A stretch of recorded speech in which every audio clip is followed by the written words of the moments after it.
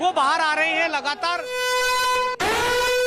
और इस वक्त की बड़ी खबर शुरू करते हैं। सलूमर के अंदर बीजेपी की जीत, शांता देवी चुनाव जीत गई। हालांकि मार्जिन मानकर चलिए बेहद कम है। रवि मेरे सहयोगी लगातार बने। रवि, जीत गई बीजेपी, मार्जिन पर बात कीजिए। देहात जिलाध्यक्ष चंद्रगुप्त सिंह चौहान मेरे साथ में, खुशी दिखाई दे रही है। चंद्रगुप्त जी, क्या कहना चाहेंगे? मैंने आपको पहले ही कहा था कि भारतीय जनता पार्टी निश्चित रूप से जीतेगी ये चुनाव। ठीक है, इस बार कुछ कांग्रेस के मत आप बाप में कन्वर्ट हुए। हम अपने संगठन को और मजबूत करना चाहेंगे और निश्चित रूप से सलूमर की जनता का बहुत बहुत आभार है जिसने इन परिस्थितियों में भी कमल का फूल वहाँ पर खिलाया।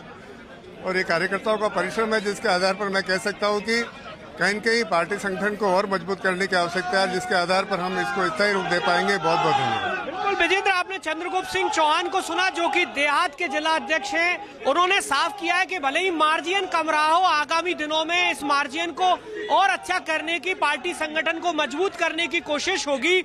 लेकिन अभी फाइनल आंकड़ा, एग्जैक्ट आंकड़ा आना बाकी है। लेकिन इस सबके बावजूद फर्स्ट इंडिया न्यूज सबसे पहले अपने दर्शकों को बता रहा है कि सलूमर से भारतीय जनता पार्टी की जो शांता देवी है, उन्होंने जीत हासिल करी है।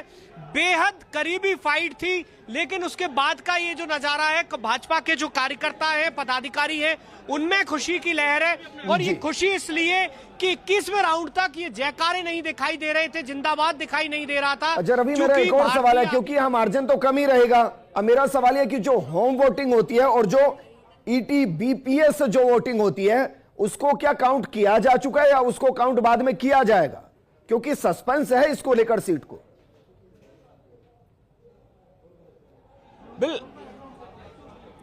बिल्कुल विजेंद्र, वो काउंटिंग भी पूरी हो चुकी है। हम ऑलरेडी बता चुके हैं 661 वोट टोटल जो है, जो हम वोटिंग के थे, उसमें से 248 यानी कि 248 वोट जो है वो भाजपा की शांता देवी को मिले थे। तो ऐसे में उनकी काउंटिंग जो है उसमें भी वो बढ़त बनाए हुए हैं। और ओवरऑल चूंकि 22वें राउंड का ये कुछ वोट की गिनती अभी बाकी है, लेकिन जो एग्जैक्ट आंकड़ा आया है वो इस बात की ओर इशारा कर चुका है कि शांता देवी ने जीत हासिल कर ली है। और थोड़ी देर में एग्जैक्ट स्थिति जो है पूरी तरीके से साफ हो जाएगी कि किसको कितने मत मिले।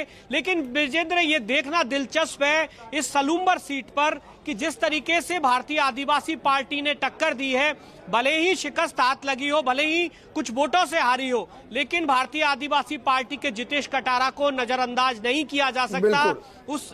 इस प्रत्याशी रवि, ये चुनाव का परिणाम उदयपुर के अंदर बहुत अलग ही है। जैसे 84 में बीजेपी को हारा हुआ नहीं कह सकते, क्योंकि जो एक अतः मार्जिन था 70,000 के आसपास का राजकुमार राउत के वक्त, उसको कम करते हुए 17,000 के आसपास तक लेकर आए। बिल्कुल ऐसे ही सलूमर के अंदर बीएपी को हारा हुआ नहीं कह सकते, क्योंकि इतनी नेक टू नेक फाइट देना, अंतिम राउंड तक लेकर जाना, अपने आप में उसको जिता रहा है।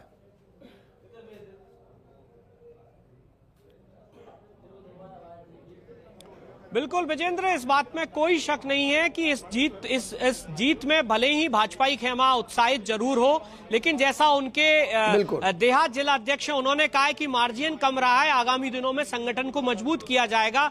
ये इस ओर इशारा करता है, चूंकि पिछला अगर इलेक्शन की बात करें तब भी ये जितेश कटारा जो है उन्होंने बहुत अच्छी फाइट दी थी। करीब 51 हजार वोट जो हैं वो इन्होंने हासिल किए थे पिछले विधानसभा चुनाव में।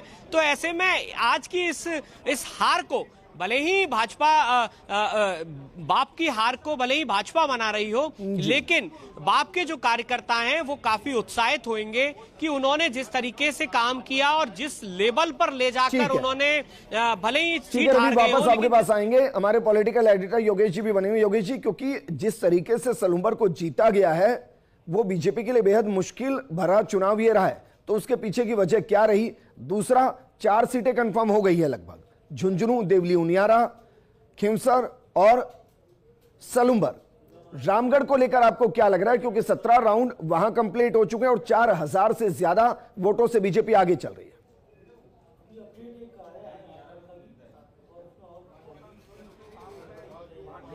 मुझे लगता है कि 4,674 वोटों की लीड है जी, और ये बड़ी लीड है।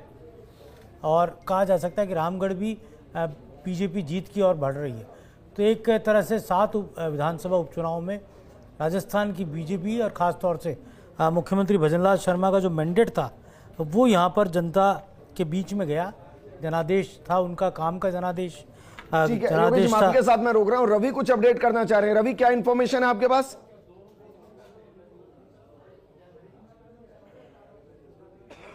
बिल्कुल, लास्ट राउंड में करीब 1000 की लीड जो है वो 1300 की लीड जो है वो बीजेपी को मिली है, यानी कि करीब हजार वोट से ज्यादा से बीजेपी के कैंडिडेट जो हैं शांता देवी, उन्होंने जीत हासिल की है। हालांकि पोस्टल बैलेट और बाकी का जो आंकड़ा है उसका एक तरीके से एग्जैक्ट आंकड़ा अभी थोड़ी देर में और आ जाएगा, एग्जैक्ट फिगर जो है वो थोड़ी देर में आ जाएगा। लेकिन जो लास्ट राउंड है यानी कि 22वां राउंड, उसकी काउंटिंग भी पूरी हो चुकी है।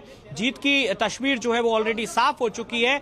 अब 1000 के आसपास की जो जीत है, इसको बीजेपी आगामी दिनों में किस तरीके से यहां पर संगठन की चर्चा करेगी, कैसे संगठन को मजबूती देगी। क्योंकि विजेंद्र, यहां देखना इसलिए बहुत ज्यादा जरूरी है कि ये जो सीट है ये बीजेपी का गढ़ थी 2013, 2018, 2023, तो तीनों बार बीजेपी ने शानदार जीत दर्ज की थी। लेकिन इस बार जिस तरीके से बाप ने टक्कर दी है, जिस तरीके से उस पूरे मार्जिन को करीब 30,000, 29,000 इस तरीके का जो मार्जिन हुआ करता था, उसको 1000 वोट पर लाकर सिमट कर रख दिया है, तो ये जरूर चिंता की बात है। और इसे शायद बीजेपी के आलाकमान संगठन किसी भी तरीके से नजरअंदाज नहीं करेंगे। आगामी दिनों में इस इलाके में इस सीट को निकाल सकती है और ये 7 में से 5 की तरफ बीजेपी है।